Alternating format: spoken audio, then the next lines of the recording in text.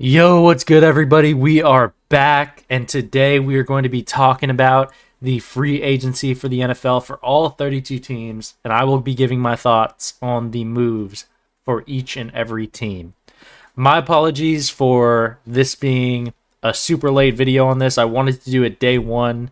However, I was on a business trip, and right after that, I got sick. So, finally on the mend, and we are bringing you our thoughts on NFL free agency.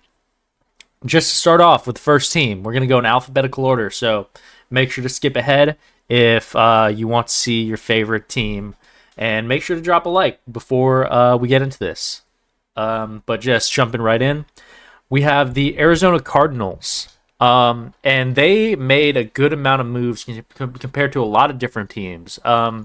They retained Baron Browning, Joey Blount, Evan Brown, Zay Jones, and Aaron Brewer. So Evan Brown was important because he's still a relatively young O lineman, and he's a guy that's going to be able to continue to build up that chemistry with Kyler Murray, and he's going to basically continue to protect him. So that's important for sure. Baron Browning, of course, a good playmaker on defense, solid. And Zay Jones, always need receiving weapons for Kyler Murray, of course. And then they signed edge Josh Sweat. So that was a big one. Defensive tackle Dalvin Tomlinson. So a couple of different very solid veterans. I mean, these are two guys that I guess Dalvin Tomlinson hasn't necessarily been anything crazy as far as what he can do, but he's had a longer career.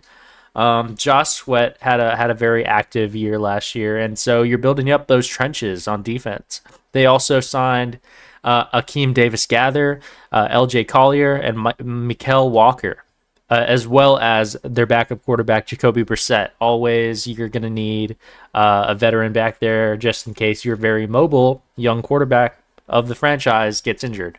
So solid moves from the Cardinals. I like what they've done. I think that they can do more, and I think there's a lot that they can do in the draft.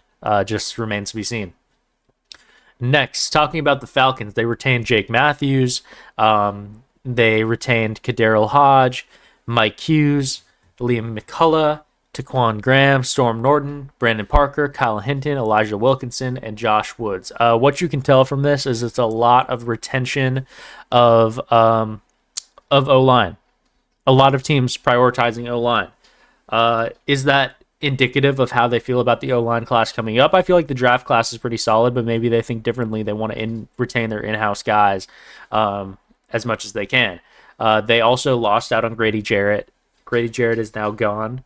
Good thing or a bad thing, that remains to be seen, and that is really up to personal preference, in my opinion. Of course, he had a long career with the Falcons, and he's finally free, as it was called on social media. They signed Divine Diablo, Leonard Floyd, and Mike Ford. Leonard Floyd specifically is an interesting move because that was a sort of a highly sought after free agent as far as that edge position goes. So that's a good little pickup for them, and they're gonna try to build up this defense, because that, with how many playmakers they have on offense, and they continue to need more. I feel like they need to add to their playmakers on offense, but they need to build up the defense to support that. So I'm definitely not too many moves besides retentions, but I think that the Falcons did a pretty good job. As far as now we're moving on to the Ravens, Baltimore Ravens. They retained Patrick Ricard, Ronnie Stanley, and Ben Cleveland. So nothing too big there. Ronnie Stanley, of course, 3 years, $60 million. That's a big retention signing. And then Patrick Ricard, of course, staple of the team. They signed, though, Jake Hummel and DeAndre Hopkins. So the Ravens, with their sort of previously considered washed up receivers, they tend to get one of those guys every year, it seems like. What do y'all think of this signing? Because I think it could be solid, just because if DeAndre Hopkins was looking for a career revival, as far as compared to what he's done recently, not up to the standards that we normally are used to from him. It doesn't get better than a guy like Lamar Jackson, to play with.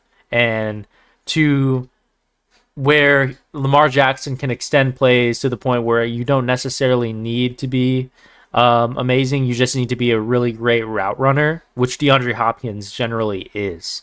So I think that with this is a good move, and I think that this is a potentially ceiling raising move for the Ravens. Of course, their floor was already very high, and it doesn't do much for that. But I think this has the potential to move the needle. That's all I'll say. Even though that I think the best days are behind him for DeAndre Hopkins. Buffalo Bills.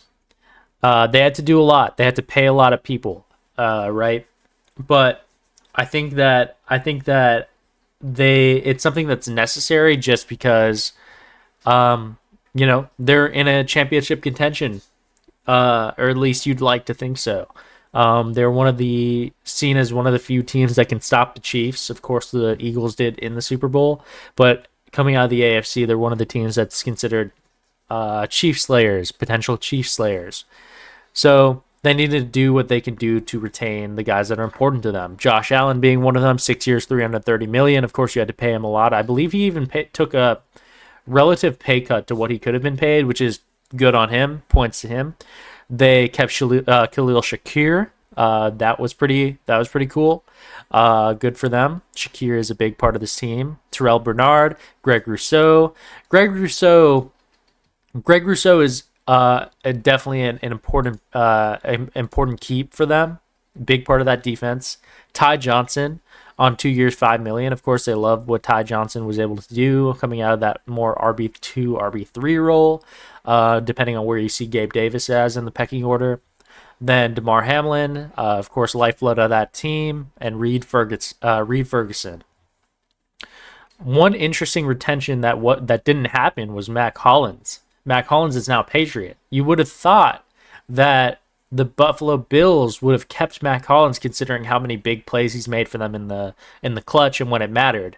And he's got a very big personality. Maybe they didn't like that at the end of the day, or maybe they thought it wouldn't be worth bringing him back for that reason.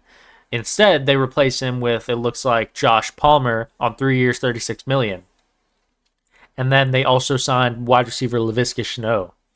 And you know how the Bills kind of operate over the past couple of years. I mean, they have these otherwise considered, kind of like underrated guys, I guess you could say, and then they end up performing really well in the Bills system and the Bills offense. Josh Palmer being one of these guys that, he seems like he has some untapped potential, and at 25 years old, and he hasn't done much in the Chargers offense. So you bring him in, and maybe you think there's a little bit more upside there than bringing back a guy like Mack Hollins. The other big one, they signed Joey Bosa to 1 year, $12.6 million. I thought it seemed like it was going to be a foregone conclusion that Joey Bosa would have gone to join Nick Bosa, his brother, on the 49ers. But it didn't happen. It looked like that was where his preferences were leaning, but next thing you know, he ends up being announced as a Buffalo Bill. So this is going to really help the Buffalo Bills, because if he can stay healthy, or even if he's not healthy, the time that he's going to see on the field is going to be really great for them. Him and Greg Rousseau, that tandem is going to be disgusting. Disgusting. And so even if you don't get the full season out of him, health-wise, it's still going to be really great for y'all.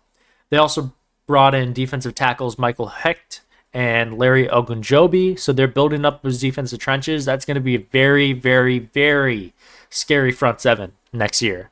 That's my prediction. They also brought in Darrington Evans and Derek Forrest, two running backs. It doesn't look like that's going to be too consequential, but you never know. Moving on.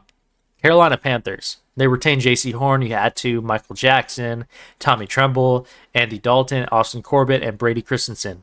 They signed Tershawn Wharton, the defensive tackle, for 3 years, $54 million. I think that's a pretty good deal. You just need to fill holes if you're the Panthers GM. There's holes that you need to fill on this team, a lot of them, and you need to do it just to support your couple key young core pieces. They signed Trevon Moehrig, of course, a very sought-after safety on the market. So that was interesting. Patrick Jones II, the edge, for 2 years, $20 million.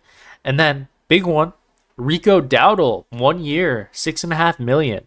The running back out of the Cowboys. Now, let me know what you think about this. Because, of course, you have Chuba Hubbard, who was your running back 1. Is he sustainable as the number 1 running back over the long term? Possibly no. But you bring in Rico Dowdle to kind of compete in that running back room, and he's had a couple breakout moments for the Cowboys. But then, of course, you had stashed away Jonathan Brooks, the stud running back out of Texas, that he played a couple games for y'all after coming back from this long-term Achilles injury, was it?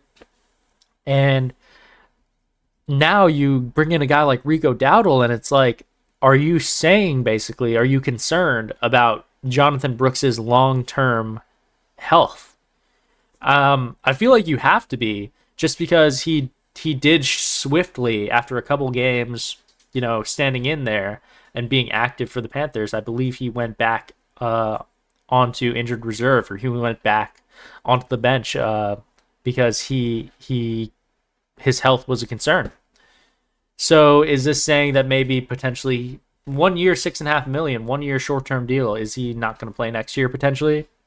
Is the complication to that extent when it comes to his health? So yeah, it's going to be interesting to see and how Rico Dowdle fits in there. I think he'll fit in great. He adds another dimension to this offense, and I like that signing for sure. But brings a lot of questions. They also signed punter Sam Martin, Christian Roseboom, the linebacker, DT Bobby Brown III, and wide receiver Dan Chisetta. But let me know, Panthers fans, what do y'all think? Chicago Bears. They were very active early on in this offseason, and a lot of the work that they did came to the trenches. Of course, the Chicago Bears had one of the worst O-line units last year, which meant that it was really hard on rookie quarterback stud Caleb Williams, because as soon as he snapped the ball, he basically had to scramble to safety. So what did they do? They brought in Jonah Jackson from the Rams, offensive lineman, and Joe Thuney, of course, veteran offensive guard from the Chiefs. What did they also do? Those were the two main moves that they made to start off with, and they also brought in big signing center Drew Dahlman at 3 years, $42 million. So they're investing into making sure their starting 5 rotation of O-linemen is tip-top shape. And I'm expecting them to do a little bit more in the draft. Perhaps that's bringing in Monheim, the center out of USC, who has a little bit of chemistry with Caleb Williams. Of course, not super highly touted in this draft class, but he has that chemistry with Caleb Williams from USC, and could potentially be a backup center behind Dahlman. And maybe bring in a couple more offensive guards or offensive tackles in this draft. Just because as long as you protect Caleb and give him time, what he can do could potentially be spectacular. So that's kind of the thinking I'm seeing here from the Chicago Bears. And of course, there's a lot of talk about potentially whether or not they would, at pick 10, bring in a guy like Ashton Jeanty to add a whole transformation to this running back room and running game. Because DeAndre Swift, he's a guy that they had a lot of high hopes for, but he's never really been somebody that has lived up to what they say he can do. So bringing in a stud playmaker and potentially franchise-changing running back such as Ashton Jeanty is in their best interest potentially. So they're setting up for protecting whoever they have out in the backfield, as well as Caleb Williams. What did they also do? They retained linebacker Amen Ogbongbemiga, cornerback Josh Blackwell, and defensive tackle Chris Williams on the RFA tender. They also signed Odeyingbo, defensive tackle Grady Jarrett. So Grady Jarrett, interesting one, taking him over from the Falcons, building up those trenches on defense too. Tight end Durham Smythe, another guy who is a potential playmaker on offense. Of course, they have Cole Kmet, but Durham Smythe is a guy that could potentially do some things too for you as a sort of backup tight end. I think that's a pretty good signing, especially if he's probably on the cheap. Safety Tarvarius Moore, long snapper Scott Daly, tight end Robert Tunyon. So they're trying to kind of see who might be their backup tight end behind Cole Kmet. And then Olamide Zaccheaus. That was an interesting one. Of course, he had a breakout year with the Commanders. Had proven to be a really great weapon for Jaden Daniels. Can he do the same for Caleb Williams? So yeah, pretty great signings and pretty great stuff that the Bears have done in this offseason. If I was grading this, I would give the Bears offseason definitely like an A- or something, because they've done a great job. The Bengals. The Bengals retained T. Higgins. I believe they just signed the Jamar Chase deal for a lot of money. Just making sure Jamar Chase is as happy as possible. Defensive line B.J. Hill. Tight end Mike Gesicki to 3 years, $25.5 million. Edge Joseph Asai. Cody Ford. Oren Burks. Marco Wilson. Tanner Hudson. Cal Adamitis. And Cameron Sample.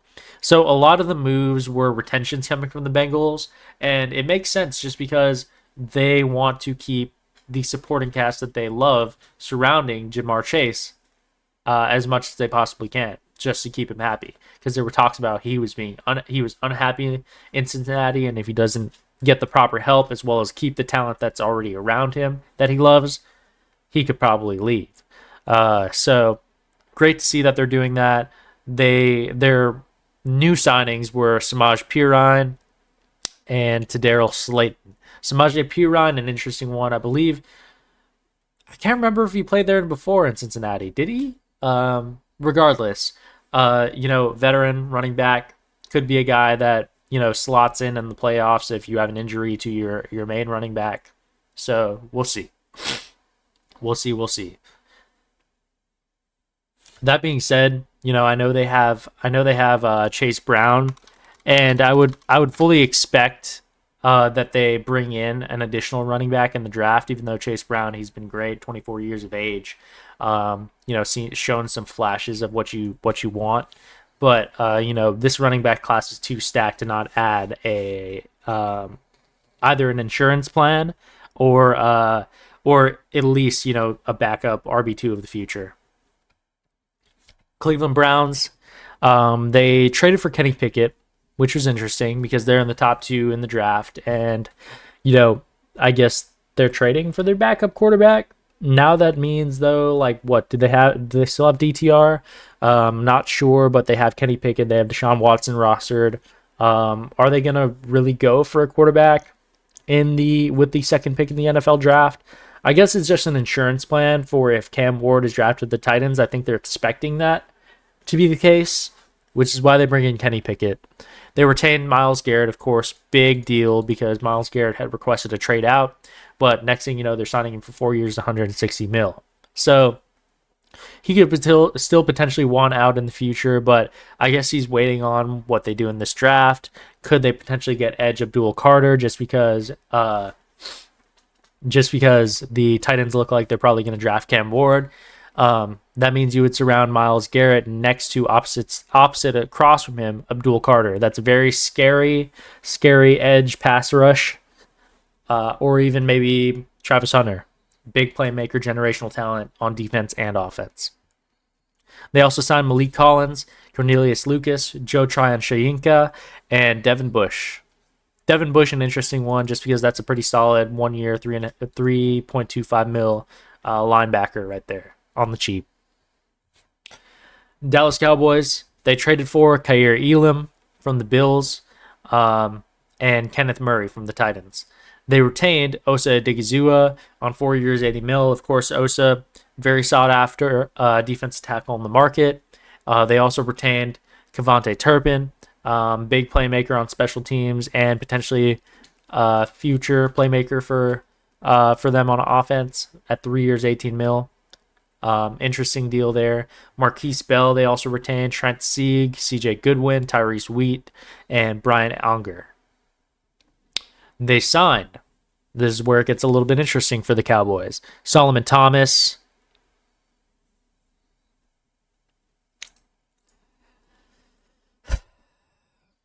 Solomon Thomas.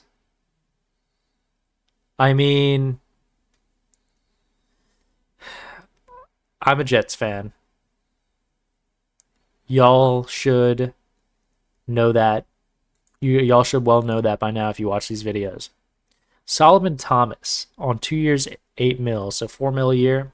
Yeah, it's cheap, but there's not a lot of upside to Solomon Thomas. So, like, why even sign him in the first place? Who knows?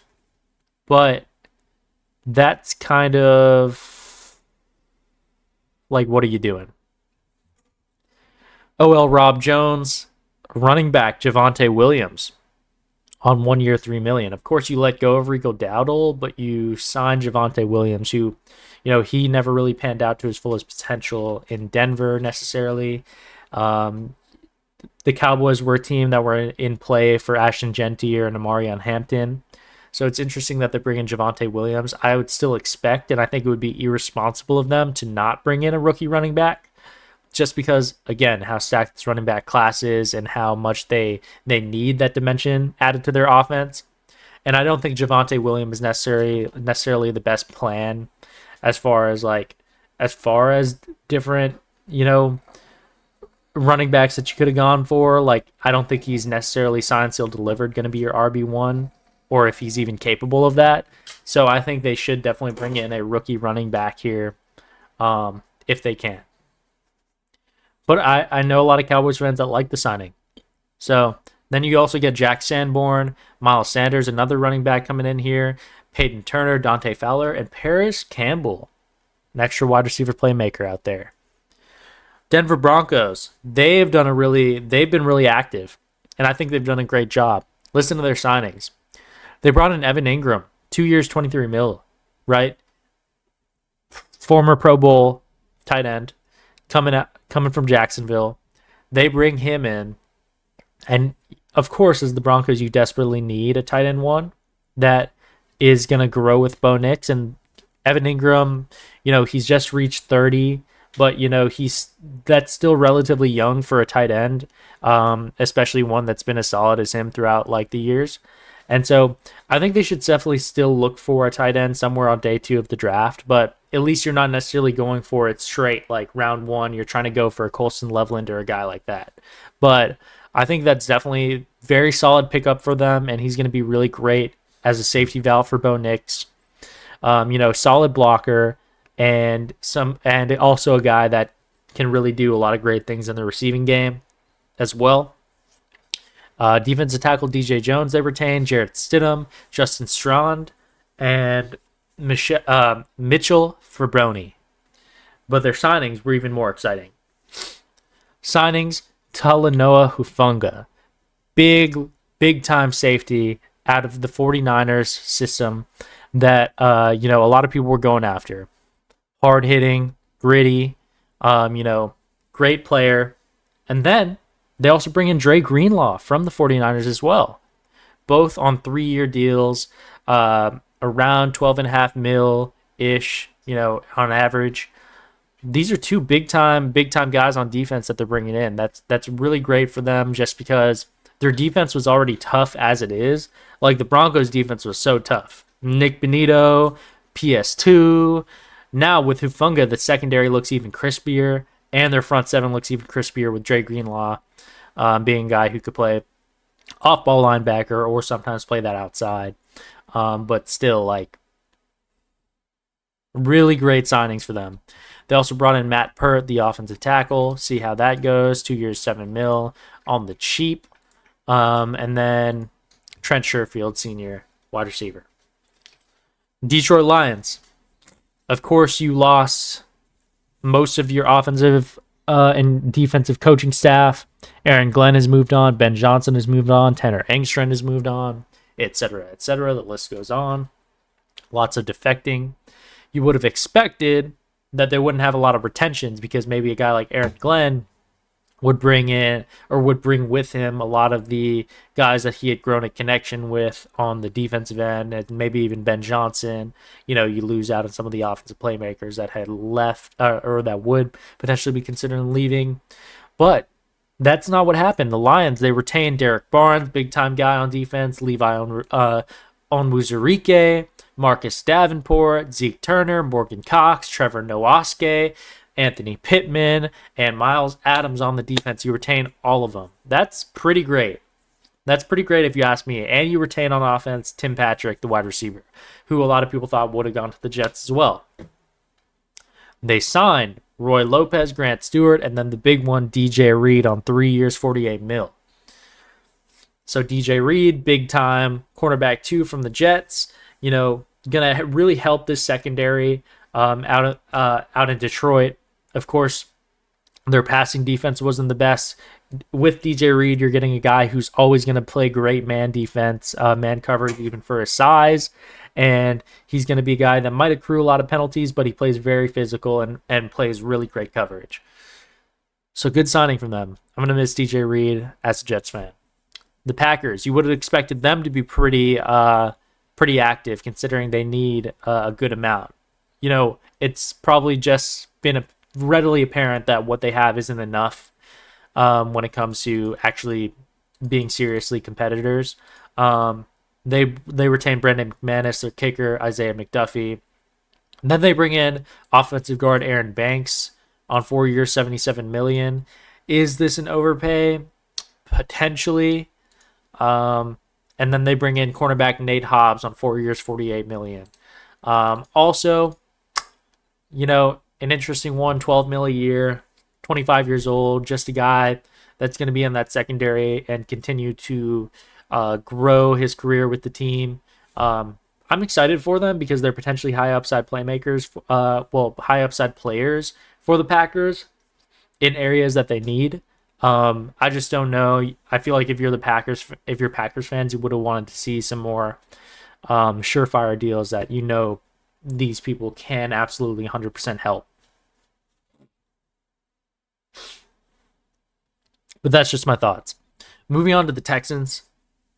They were also a team that was extremely active in this offseason so far. They traded for wide receiver Christian Kirk from the Jaguars. Interesting because you have already a pretty loaded receiver room if you are the Texans, but he definitely fits into what they want to do. They have Nico Collins, they have, Tank Dell, et cetera, et cetera. Christian Kirk being a guy that's going to be an ace slot receiver for you. He's going to be a guy that CJ Stroud can rely upon to run good routes and to make plays after the catch. So if you're the Texans, you should be pretty happy about that. Just adding to the weapon CJ Stroud has. They also traded for safety CJ Gardner-Johnson from the Eagles, improved that secondary, which is already pretty damn good last year with Kamari Lassiter and with Derek Stingley. Offensive guard Ed Ingram from the Vikings, just try to protect CJ Stroud a little bit. Biggest weakness of the team. However, this is where it gets confusing, though, because the Texans, they traded Laramie Tunsil and Kenyon Green. Kenyon Green obviously being a net negative on the offensive line and actively hurting the offensive line, but he was a former first-round pick. At the very least, maybe a depth piece, but I feel like maybe it was a situation where the chemistry and the relationship between Kenyon Green and the Texans organization was already fractured and his confidence was lost, so maybe he had to go somewhere else, similar to Mekhi Becton with the Jets. But then you also trade All-Pro Laramie Tunsil for some picks. So if you're the Texans, if you're a Texans fan, you're actively hurting with these moves, or at least with the Laramie Tunsil move. You're actively harming your biggest weakness on the team and what prevented you from competing seriously. the offensive line, protecting CJ Stroud because he had no time in the playoffs, especially. So if you don't add to the offensive line in a big way in this draft, absolute failure. They need to be adding to this offensive line. There's no ifs, ands, or buts about it. If they don't, it's going to be hard to be a Texans fan. They also brought in they retained Harrison Smith, Mario Edwards, Derek Barnett, Dare Ogunbowale. Of course, their running back / kicker there. Big part of this team. Jake Hansen, they continued to retain, and MJ Stewart. They signed Tremont Smith, the kick returner, Nick Neiman, Sheldon Rankins. Of course, Sheldon Rankin's going to improve those trenches at the age of 30. Darrell Taylor and Lakin Tomlinson, the offensive guard. So you're bringing in a guy who can help the O-line a little bit probably, but there's more work that needs to be done. You need to get at least 1 or 2 new offensive tackles, which is going to be kind of difficult in this draft because this draft is not a big class for offensive tackle style guys. There are a lot of tackles in college that they would probably convert to more of an NFL guard. So it's going to be interesting. Then you bring in a couple more wide receivers, Braxton Berrios, big playmaker for the Dolphins, and Justin Watson, of course, vet wide receivers. Moving on, Indianapolis Colts, they retained Ashton Dulin, Braden Smith, Wesley French, Danny Pinter, and they signed big-time safety Cameron Bynum and cornerback Treverius Ward. So improving that secondary, that's a big deal. I like those moves. QB Daniel Jones, interesting. Bringing in some insurance to Anthony Richardson just in case he doesn't end up, being fully what you want this year. Of course, you're then going to see if you can squeeze anything out of Daniel Jones coming in if he has to step in. Khalil Herbert bringing in that running back for 1 year. And then Spencer Schrader, of course, big-time kicker signing. He's a very talented kicker. I like that signing for them. Reliable. Jaguars. They signed Patrick McCarry, Jordan Lewis, Eric Murray, Robert Hainsey, De'Ami Brown. De'Ami Brown's a big one. 1 year, $10 million. I think he could be really great for them. Continuing to add to T-Law's weapons. Nick Mullins, Johnny Munt, Hunter Long, and Chuma Doga. So nothing too sexy coming out of that. Of course, the big one, Patrick McCarry for that O-line. I definitely am for the protect Trevor Lawrence movement. For sure. We'll support any moves that do so. Of course, the interesting one, they let go of Evan Engram to waivers. They cut him. And then, of course, traded away Christian Kirk. So a couple guys who were staples of your team for so long, kind of retooling for the Jaguars here. And there's going to be a lot of that when it comes to what they do in the draft. Pick 5, we'll see maybe a Mason Graham type situation, maybe a Teddy McMillan, maybe a Will Johnson. We'll see. We'll see what they do. Chiefs, they retained Trey Smith. That was a big deal off the franchise tag. Of course, you wanted to keep him. Nick Bolton, of course, a lot of upside still from Nick Bolton. 3 years, $45 million. Hollywood Brown, you retain. That's a big deal. Super speedy. And of course, with the situation of Xavier Worthy getting into some off the field troubles, and Rashee Rice having his own off the field troubles, you need some continuity when it comes to the wide receiver room, and so they retained Hollywood Brown and Juju Smith-Schuster.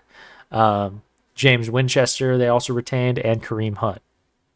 All on the cheap as well. So that's a big deal because, the Chiefs needed to preserve and make use of as much cap space as they can because they had so little of it. They signed Gardner Minshew just as some, backup QB play. Christian Fulton, Jalen Moore, Elijah Mitchell. That was an interesting one. Elijah Mitchell is going to be a guy that you're probably going to see get a lot of touches for them as Kareem Hunt is on the wrong side of the age battle right now. And Elijah Mitchell could potentially be another one of those, role players that comes in and plays amazingly for the Chiefs at the running back spot. Of course, you still have Pacheco, and it seems like they don't believe in him anymore. We'll see what his standing is going into the season, but I would also think that the Chiefs would also look to pick up a running back in this draft is what I would think they would do at some point.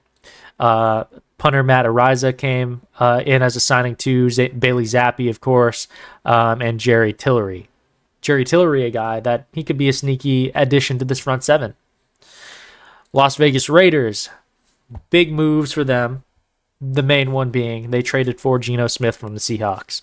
You get your quarterback for probably the next 1 to 3 years, I would say. 1 to 3 years, depending on his longevity. Interesting because you now are in a position where you want to build around him and build around him fast. What that leads you to do in the first round with pick 6 in this draft, do you now draft a Shedeur Sanders who would be the long-term replacement behind Geno Smith, let him learn behind his pro comparison? That might be interesting. That might be a sneaky good move coming from the Raiders. Or do you get sort of your Devontae Adams replacement? And obviously Devontae Adams was traded away midseason last year, but you need a replacement for him, that sort of prototypical big-bodied X receiver that you can just kind of throw it to, and he can make a catch for you. Will that be Ted McMillan? And of course, Geno Smith is used to that style of receiver just because he's played with DK Metcalf for the past however many years. So those are one of two moves I would look to see them do. Or they potentially add to the trenches again with a Mason Graham type of move. They already have edge Max Crosby, who they retained on 3 years, $106.5 million. DT Adam Butler, who they retained, Malcolm Kuntz, Isaiah Polamau, and Elandon Roberts. But it's going to be interesting to see how they build around Geno because they need to do it quickly. He doesn't have a lot of time left in his career. They signed Jeremy Chin. Interesting move. Good safety. Lonnie Johnson Jr., Raheem Mostert, interesting. Eric Stokes, and Alex Kappa. I specifically want to talk a little bit more about the Raheem Mostert signing, just because he's on the cheap 1 year, 2.1 mil. Of course, he's not the youngest running back, and you don't like to see there's a new movement with running backs that are younger and younger that are still approaching that aging point, right? They are now being replaced at a younger and younger age. So we'll see if Raheem Mostert does anything for them. They still have a couple of guys who you kind of want to look at. Sincere McCormick being one of them, played really well for them. Amir Abdullah, etc., etc. Los Angeles Chargers. They retained Elijah Molden, Troy Dye, Khalil Mack, Bradley Bozeman, J.K. Scott, Tier Tart, and Jalen Reagor. Their signings were interesting, to say the least. Dante Jackson, the cornerback. Benjamin St. Juste, the cornerback. Naquan Jones, Deshaun Hand, Mekhi Becton. Really great offensive lineman who broke out for the Eagles after a struggling career with my Jets. So, of course, you want to protect Justin Herbert. Is taking a flyer on a Mekhi Becton going to be a good decision? Remains to be seen. But as long as they play him, on the interior, he could potentially be doing some good stuff for them. So, big body, going to add to that depth on the O-line, which you need. You need to continue working on that in the draft as well. Wide receiver Mike Williams, back to the Chargers. Of course, his best years were with the Chargers. He had a couple short, disappointing stints with the Jets and the Steelers. Is there anything left of Mike Williams? If there is, Justin Herbert will more than likely be able to bring that out of him. They need that big body X receiver, I was saying, and I think that he's a fine way to fulfill that. He can make contested catches when you need him to, and potentially make big plays. The other interesting signing, 1 year, 5.25 mil, so on the cheap, but Najee Harris, who's a polarizing individual player just because he's seen as a little bit slower, less athletic than a lot of running backs that you'll see that performed his standard in the league. For the past 3 or 4 seasons that he's been in the league, he's been an 1,000-yard rusher. So interesting that you bring him in. Interesting to say the least. Is he going to be your long-term running back one? Probably not, but I could see him being a guy that's a good bridge running back. Perhaps you bring in a day two, maybe round 2 or 3 or 4 running back in this draft to be your running back of the future. But then Najee Harris holding down the fort in that backfield until that running back would be ready for that, presumably. Of course, you're going to want to see them go for a tight end in this draft early on, too. They are probably going to be in play for a guy like Colston Loveland, one of those second or third tight ends in this class. So hopefully they continue to build for those weapons for Justin Herbert and continue to find blocking for him as well. It's important. Because if we are to believe that Justin Herbert will ever have or amount to anything as far as like his potential and what people say he can be as a quarterback, need to support him.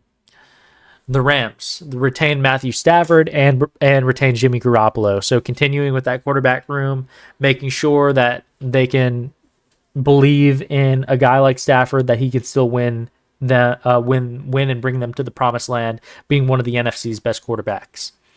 If not the best, as far as throwing prowess. They signed Davante Adams. That's an interesting deal because they let go of Cooper Kupp, and Davante Adams goes ahead and immediately fills that role. He can play either the X or the slot for them. So that's gonna be interesting. Davante Adams next to Puka Nacua. That's definitely a dangerous duo, and might be able to get the best out of Stafford that you possibly can at this point in time. Defensive tackle Poona Ford was highly sought after on the market. They bring him in. That's really great. Make sure to add to the trenches. And then Coleman Shelton, the OC. Miami Dolphins. They retained Tyrell Dodson, Elijah Campbell, Quentin Bell, D. Eskridge, Jackson Carman, and Liam Eichenberg. So nothing too crazy there. They also signed James Daniels, Nick Westbrook-Akine, a guy who could potentially still have some left for him. And maybe the Dolphins could squeeze that out of him. Zach Wilson, interesting signing, 1 year, $6 million to be the backup to Tua. Just in case Tua gets injured again, you're going to want a guy you can trust. Is that Zach Wilson? Not necessarily, because you never know if you can trust him, but potentially has some 1% chance of upside if you bring him in as a replacement to an injured Tua when necessary. And can he win you some games? We'll see. Ifeatu Melifonwu, safety they bring in. Larry Borum, Ashton Davis, of course, strong safety from the Jets, a guy who's very speedy for that position, and he'll be able to add to the depth of that secondary, especially if you end up losing Javon Holland. Alexander Madison, running back, and KJ Britt, a linebacker. I expect Madison to be sort of the Mostert replacement here behind Achane.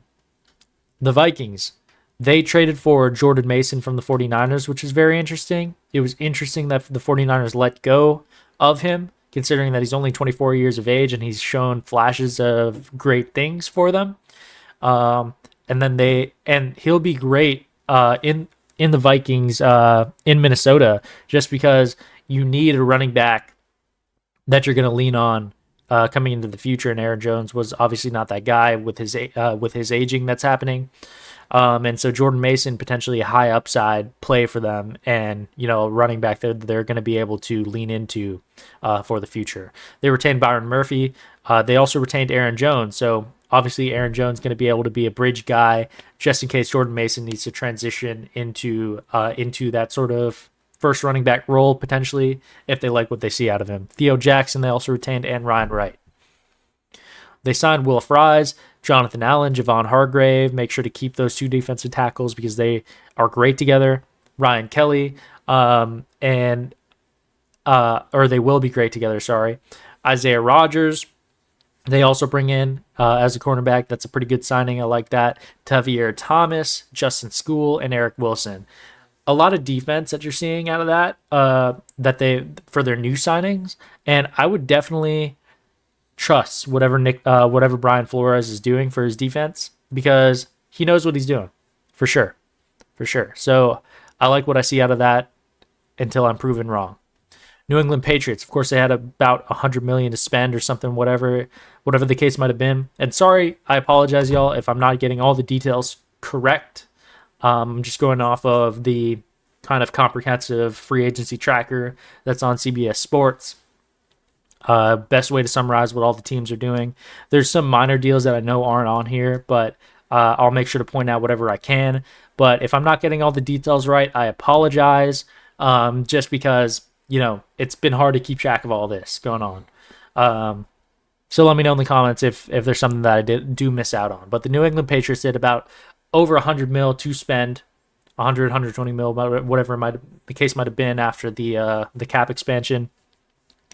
But with that, they retained Austin Hooper for 1 year, 5 mil.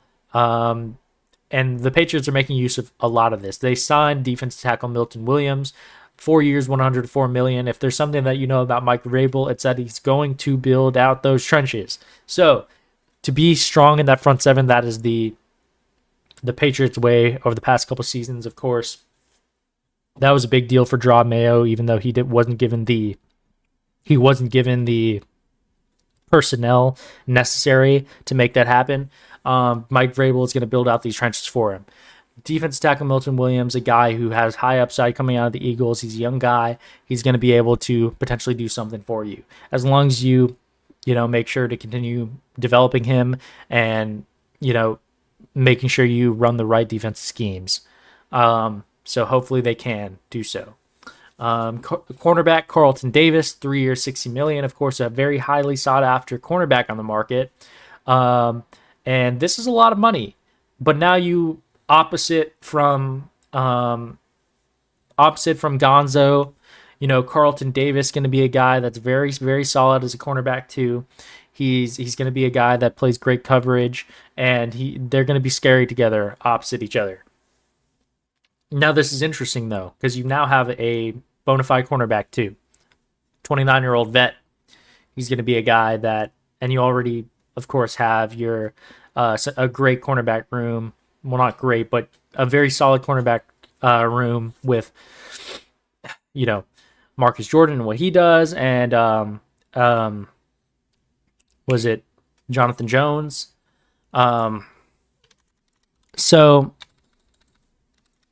Sorry, I might be misremembering here. Well, actually, Jonathan Jones left, so I'm tripping on that. Marcus Jones, sorry. Marcus Jones still there. He plays, he's basically a gadget player, but he plays great on defense as well as a cornerback. Is this going to kind of affect how you feel about drafting a guy like Travis Hunter at pick 4 if he's there? Would you prefer a Mason Graham over him to pair next to Milton Williams as a defensive tackle too? How do y'all feel about that? Patriots fans, let me know. Because would you still take a Travis Hunter and play him more on offense? And then with some snaps on defense when necessary? We're just going to have to see what they do. But obviously, kind of a trend you're seeing here, and this will continue when we go to edge Harold Landry, signed for 3 years, 43.5 mil. Robert Spillane, 3 years, 37 mil, the linebacker. Morgan Moses, 3 years, 24 mil, the offensive tackle. They're spending a lot of money, and that's kind of what they had to do if you are the Patriots, because just because they had the money to spend, they did utilize it in a big way, because getting all of these highly sought after free agents, they had to overpay. They did outbid very many teams, and there are people that turned them down on bids, even though it was they had such large bids compared to the rest of the teams that were going after them. There are people that turned them down. So if you're the Patriots, you have to be a little bit happy, because yes, you are getting all of these guys, and that's great, but you had to do it by overpaying, which is kind of how free agency works. But the question becomes whether or not the overpay was worth it. In my opinion, could be, but not is outright. They also bring in Matt Collins, who is a guy who I absolutely despise as far as not the player that he is, but rather the personality that he is. I really don't like his personality. I'm going to be honest. So if you're the Patriots, how do you feel about Matt Collins? Could be a playmaker for you. Of course, you desperately need those. Quarterback Josh Dobbs, backup to Drake May. Of course, there's questions about whether or not you're going to trade Joe Milton, but you got to be ready for it if you do. Chasen, the edge, Kyrus Tonga, potentially some potential untapped potential coming out of that young defensive tackle. Jalen Hawkins, Wes Schweitzer, and Marcus Epps. New Orleans Saints, you traded for Devon Godshaw from the Patriots. Of course, they let go of him to replace him with Milton Williams, and potentially they could be a team that's in play for Mason Graham in the draft. But Devon Godshaw, now a Saint. You also retain Chase Young. That's big because Chase Young's a stud. Juwan Johnson, very solid tight end, one of the best in. He was probably the best tight end in this free agency class. Isaac Yiadom, Nathan Shepard, Dante Pettis, and you also signed Justin Reed. That's a big time safety pickup for you. Tight end Jack Stoll, Will Clapp, and Venus Jones. New York Giants, you retained Darius Slayton. Of course, there was questions about whether or not he was going to leave, but he's a staple of the Giants system. Jamie Gillen, Tommy DeVito, Chris Manhertz, Deontay Johnson, the linebacker, Emir Smith-Marset. And then you signed Paulson Adebo. Of course, Paulson Adebo, polarizing as far as is he actually good or is he not? But you signed him 3 years, $54 million. That's a big payday for him. You signed Javon Holland. So whether or not, Javon Holland, obviously, probably the biggest, I forgot about this, honestly, probably the most sought after safety in the class next to Hufanga.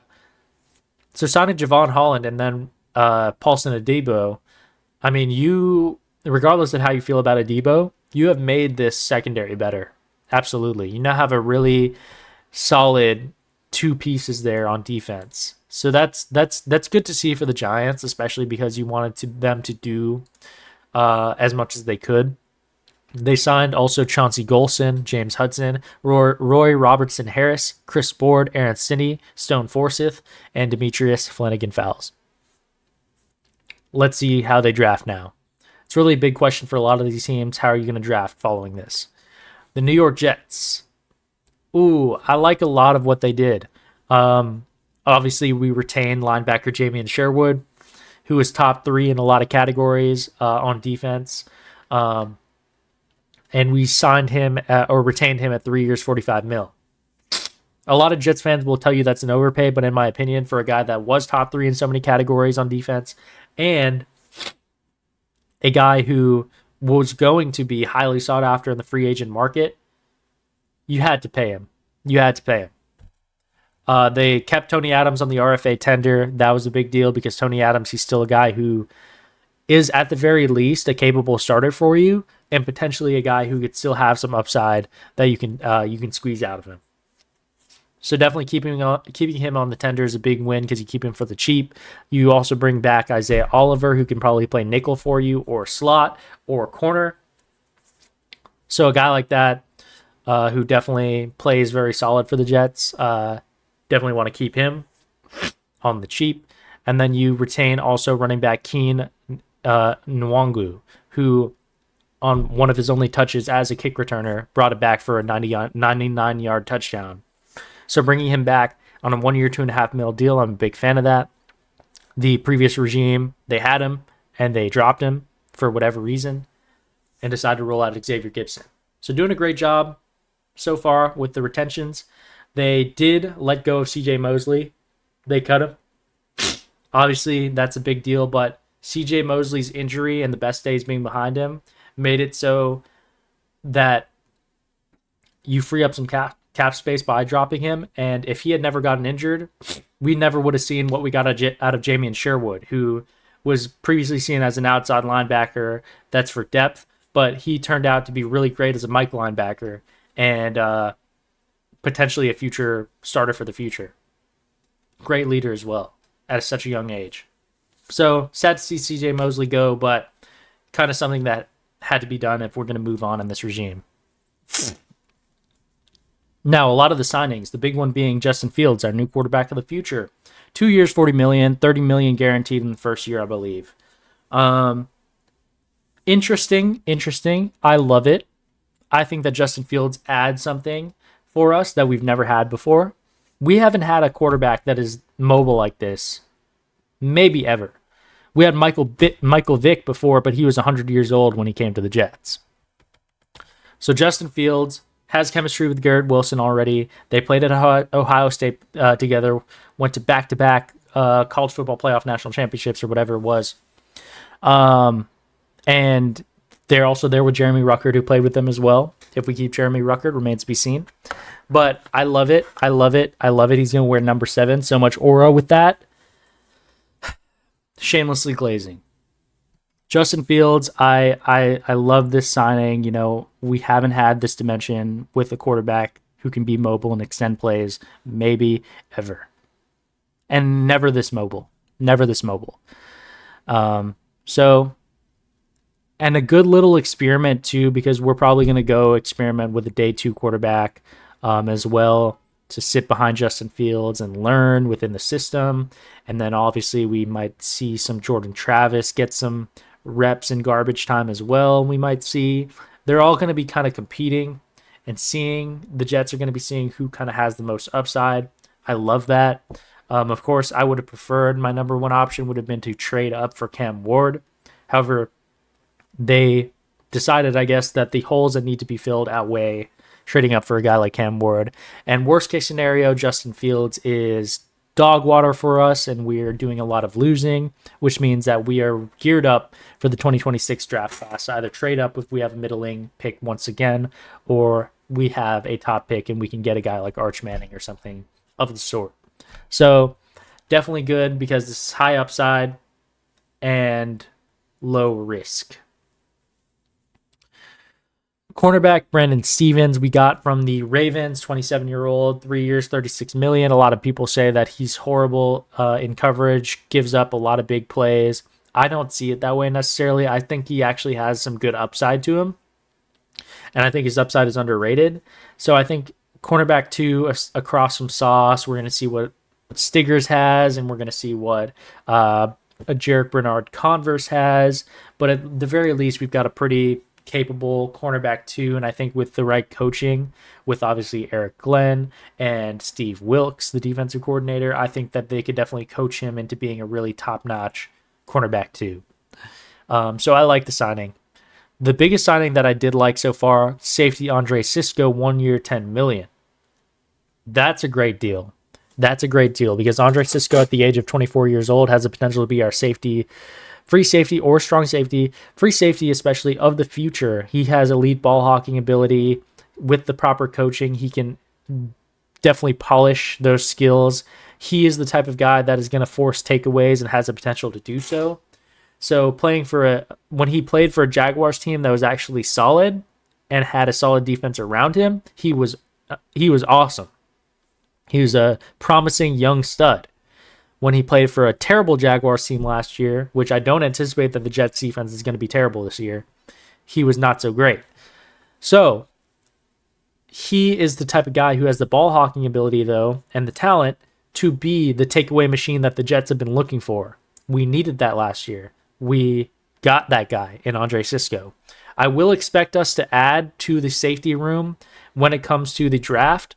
I would love a Lathan Ransom to be an aggressive, physical, hard-hitting, willing tackler at the strong safety position to play for us. So that would be my dream kind of draft target if we're to add to the safety room, or maybe an RJ Mickens. But we will add to it in some way, shape, or form. I am fully confident in that. We also signed Rashad Weaver, who's going to compete for edge roster spots. Chukwuma Okorafor, the right tackle coming out of the Titans. Potentially a guy who could be a right tackle of the future if properly coached. But more than likely he's going to be just a depth piece, because we needed a right tackle, because losing Morgan Moses means we need to build up that position once again. But the rest of the O-line is solid. We also signed center Josh Myers, who is going to be either a center or interior offensive lineman for us, absolutely. At the very least, he's depth behind Joe Tippmann, behind AVT, behind John Simpson. And he also has chemistry with Justin Fields, as he was Justin Fields' center in college at Ohio State. So leaning into the Ohio State Jets narrative, we also signed Stone Smart, who had 200 receiving yards on like 19 targets last year. He showed up late for the Chargers, was, kind of breaking out late into the season. And he was finally getting some of the touches he deserved. He is a guy who is fast. He can stretch the field, and he's a big-time receiving threat for the Jets that has high upside. And we have never had that, not at least in a long time, coming out of the tight end room. Tyler Conklin, who we've lost out on, now a very different tight end or style of tight end. So I'm excited about the Stone Smart deal. That's a big deal for us, high upside, and he adds as a receiving threat in the tight end room. He used to be a quarterback. He then transitioned over to wide receiver, being an undrafted free agent, and then he is now a tight end. And I like what I've seen out of him. And apparently, according to Harbaugh, who was coaching him for the Chargers, sneaky good blocker were the words that Harbaugh used. So if he can block a little bit too, at his size and what he can do as a receiver, great. I still expect for us to go for a tight end of the future in this draft, whether that be Tyler Warren at number 7, pick 7, or whether that be a Jackson Hawes or a Elijah Arroyo or a Harold Fannin. I do expect us to go for another tight end in this draft, and I would love for that to happen. And then we also signed Tyler Johnson, coming from the Rams. Obviously, the Rams know how to evaluate wide receiver talent because every year it seems like they have kind of a breakout player a little bit who does a lot of great things for them when necessary. That was underrated previously. Tyler Johnson is a guy who, big body, which you don't necessarily get with Garrett Wilson. Tyler Johnson just only 6'1", 220-ish, but he plays a lot bigger, and he's actually really shifty and fast off the catch. He'll be the type of guy you can throw it to him deep, you can throw it to him short, and he's going to make a move after the catch and get to be shifty and try to get extra yardage. So I like that. Adding to this wide receiver room, which currently looks terrible, but I definitely expect us to build on it in the draft. So the Jets, another big team that have made a lot of moves that I like, a lot of high upside, youth movement type of moves, but now it's about how we draft. But I would give us a B so far. The Philadelphia Eagles, they traded for Dorian Thompson-Robinson from the Browns. Okay, that answers my question from before. And they also traded for Kenyon Green from the Texans, of course, continuing to add for this offensive line. The Eagles are used to kind of having a great offensive line and a lot of depth at that position, so they can afford to take a flyer on a guy like Kenyon Green, who could potentially still have something out of him, even though he wasn't used properly in the Texans area, and that made him really, really bad. Same thing when it came to a Mekhi Becton experience. That whole experiment for them worked out great. They took a flyer on Mekhi Becton. It worked out. Kenyon Green could be the same situation. They retained Zach Bond. That was really important. Of course, retained Saquon Barkley, and then Ben Van Sumeren. They also signed Harrison Bryant. They signed Josh Uche. That's a sneaky good deal. Obviously, potentially like high upside edge coming out of the Patriots.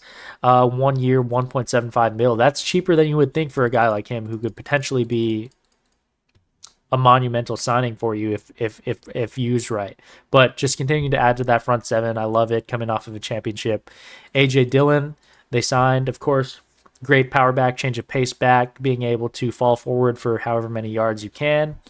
And then Adoree Jackson, the cornerback, for 1 year deal. And I would actually love A.J. Dillon being a backup running back to Saquon, because in a situation where Saquon wasn't having the best Super Bowl performance and you just needed some yards if you were going to hand the ball off, a guy like A.J. Dillon could fill that role for you. It's a long video, but we're getting to the end of it, y'all. The Pittsburgh Steelers, they traded for wide receiver DK Metcalf from the Seahawks on a 5-year, $150 million contract that he subsequently agreed to. And then they also traded for Ben Skowronek. So you now have DK Metcalf, who's going to be your bona fide wide receiver 1. Him and DK and Pickens opposite each other on the wideouts. That's pretty scary, y'all. That's pretty scary. Pickens was a guy who's sort of considered sometimes as lazy, low effort, but DK Metcalf does all that for you. So Pickens can do what he can do and tap into his talent when he wants to and still be really great alongside Metcalf, who's going to be really scary as your safety valve, relied upon go-to option. So that's great for the Steelers, as their wide receiver room, Mike Williams wasn't really that for them. And then also their wide receiver room was hurting because they were regularly getting the ball to Van Jefferson, of all people. So now it's just a question of what are you going to do at quarterback? Maybe you re-sign Russell Wilson. Now looks like you're out of the Aaron Rodgers sweepstakes, who's looking to go to the Vikings, but potentially could still be there. They're in the trade market for a quarterback, potentially Joe Milton, maybe something like that. Or, maybe a Shedeur Sanders falls all the way to you. That's been done in some mocks recently. So we'll see. We'll see how they play it. They also signed cornerback Darius Slay, of course, on the wrong side of age for him, but he could be somebody that is just a vet who comes in and plays your brand of football on defense. Quarterback Mason Rudolph, linebacker Malik Harrison, tight end Donald Parham Jr., who is a guy who could potentially have some receiving upside for you and be continuing to add to the weapons that you could potentially have in that offense. Ryan McCullum, Kenneth Gainwell, and then Brandon Eccles from the Jets. You have taken him away. He's a big-time guy who could have a lot of upside. He is a guy that whenever he's on the field, it seems he forces a takeaway. So if he gives a more elevated role with more snaps that he plays on the Steelers, I'm all for it. I support him. I would be very happy if he broke out and became an absolute stud for the Steelers. Absolutely. The 49ers, they have just had a bizarre offseason. So, right, they let go of Dre Greenlaw. They let go of Travarius Ward. They let go of Talanoa Hufanga. They let go of Deebo Samuel. They let go of so many different guys, and it looks like maybe Ayuk is on the way out too. Who knows? But you let go of so many guys, right, that were staples of your team, especially during that Super Bowl appearance run, right? And you assume that that's because you're retooling, you're trying to get a little bit younger. You're trying to, free up money for signing Brock Purdy to a big time deal and signing a lot of the people that you need to, that are part of your younger core. But then you trade away Jordan Mason, right? You trade away Jordan Mason, and that was one of, you'd expect if McCaffrey's injured again, or if McCaffrey moves on in 1 or 2 years, you would expect either Jordan Mason or Isaac Guerendo to be the guy. But I guess they're gonna get another RB3 in this draft. I would anticipate, and I guess they didn't like what they saw out of Jordan Mason long term. Who knows why? But then you also retain Patrick Taylor here. You retain Juice Box, for 2 years, $9 million. But it's just bizarre. It's kind of all over the place, and you would have thought they seemed to have some sort of direction in which they were going and what their strategy was, but then they're kind of doing a couple other things that are going against that same grain. So who knows? But they also signed tight end Luke Farrell, 3 years, $20.25 million. Interesting. Wide receiver Demarcus Robinson from the Rams, 2 years, $9.5 million. They also signed Mac Jones, 2 years, $7 million to be a backup to Purdy. Trey Brown, Richie Grant, Luke Gifford, and Jason Pinnock. So let me know, 49ers fans, what do you think? Because obviously their cap situation wasn't great, looking forward, and just let me know what you think about their strategy, right? Let me know. Seattle Seahawks, they retained Ernest Jones, Jaron Reed, but they also signed big-time QB Sam Darnold, 3 years, $100.5 million. That's a big-time deal for the Seahawks. Sam Darnold, of course, going to be your quarterback of the future. Who's he going to throw to, though? Because JSN seems to be the only person left. They signed Marcus Valdez-Scantling. That's kind of nothing to me. They signed Josh Jones, the offensive lineman, and signed DeMarcus Lawrence coming out of the Cowboys. DeMarcus Lawrence, we'll see. We'll see what he's got left. He's made some big time comments about how he didn't think he was ever going to win with the Dallas Cowboys, but then you go to a team such as the Seattle Seahawks, who have no clear direction in terms of competing anytime soon. Of course, you have Sam Darnold now, but who's he going to throw to? You definitely need to get at least 2 receivers in this draft, I would imagine. And then, of course, Noah Fant. Is he going to be your long-term tight end? Maybe you go for a tight end in this loaded class. And then maybe, who knows. But you got Kenneth Walker and you got JSN. Just got to add to it. Then the Bucks. You retained Chris Godwin, Ben Bredeson, Levante David, Greg Gaines, CJ Brewer, Kyle Trask. You sign. The Bucks signed Hassan Reddick, 1 year, $14 million. 1 year, $14 million for Hassan Reddick. That is crazy. After the season that he had. But I guess it's more of a prove it deal just because you had cap and you need to use it. Money in the till, you can't take it home with you. But you sign Hassan Reddick and Anthony Nelson as an edge as well on kind of prove it deals. If Hassan Reddick has anything left, he'll get an extension. We'll see. We shall see. Then you also signed Riley Dixon, Kyle Trask, and Anthony Walker, Kindle Vildor. Nothing much aside from those 2 first signings, which you kind of wanted to see out of the Bucks, that they signed a couple people, because presumably you're in the position to where you're one of the teams out in the NFC that would be competing to make it to the Super Bowl. We'll see how they draft. Tennessee Titans retained Sebastian Joseph Day, Andrew Rupkich, and Daryl Baker. They also signed Kevin Zeitler, Dan Moore Jr., and Blake Hance. Those are offensive linemen. Big moves to protect whatever quarterback they're going to have, presumably Cam Ward. Interestingly enough, it looks like the Will Levis experiment is going to be done for, absolutely. There were all sorts of rumors coming out, leaking that you might have wanted to compete Will Levis in the quarterback room against whoever you drafted, which led to people to believe that they wouldn't be drafting Cam Ward first overall. But now it looks like it, because they are gearing up to protect him. 4 years, $82 million on Dan Moore. And then, of course, Kevin Zeitler, big-time veteran.